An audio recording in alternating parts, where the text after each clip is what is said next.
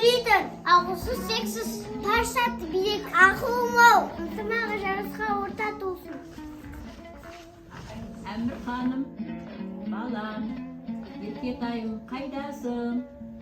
Havacı bana zaten. Мен мына қойдың жүніне түрлі түсті бояуларына сенің асықтарың бәрін бояп дайындап қойдым. Rahmet acı. Ей жаным әшейін. Әкесім Қамтал апайдың ойын қалғанына түсіндіріп беріңізші. Жарайды балам, достарымды шақыра қой түсіндіріп берейін.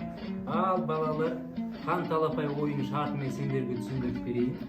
Мына қоржын ішінде асықтардың ішінде жалғыз хан асығы болады, қызыл түсте.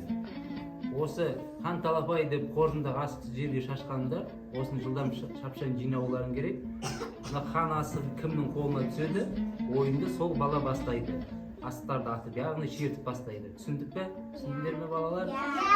Талапай ау талапай, басталды ойын алақай. Бәрекелді. Мен де.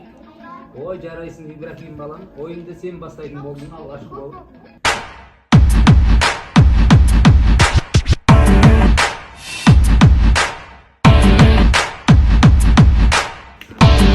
Жарайсыңдар балалар. Асық атуды өте керемет, жақсы ойнадыңдар. Енді асық туралы мақал мәтел, ақыл сөздер білесіңдер ме? Білсеңдер айтып беріңдерші балалар.